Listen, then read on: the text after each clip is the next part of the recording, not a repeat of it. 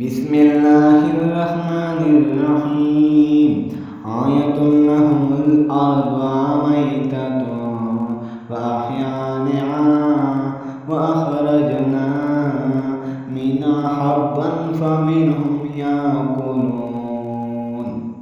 وجعلنا فيهم جنة من نخيل وأعناب وفجرنا فيهم من العيون لا يأكلون من ثمره ومن حملته أيديهم أفلا يشكرون سبحان الذي خلق أزواج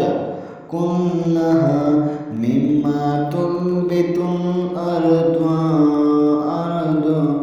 ومن أنفسهم ومما لا يعلمون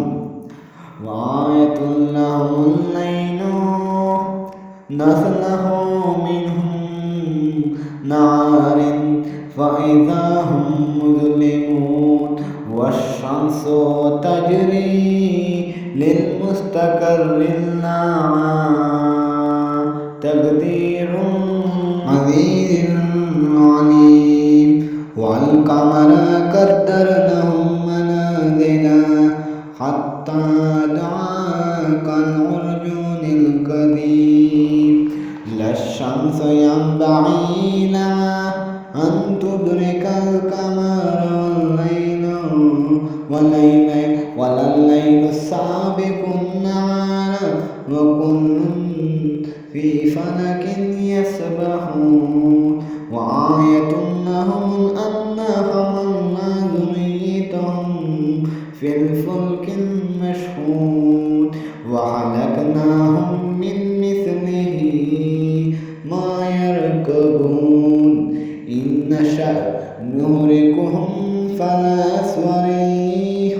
لهم ولا هم ينقذون إن رحمة منا متاعا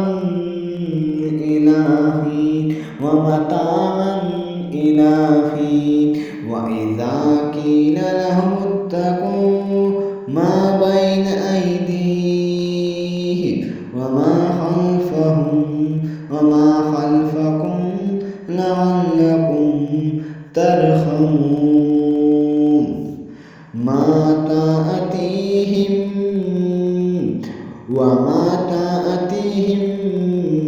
من مثله ما يركبون إن نشأ نهلكهم فلا صريخ لهم ولا هم ينقذون إلا رحمة منا متاعا إلى حين وإذا قيل لهم اتقوا ما بين أيديهم وما خلفكم لعلكم ترحمون ما تأتيهم من آية ربهم إلا كانوا عنها معرضين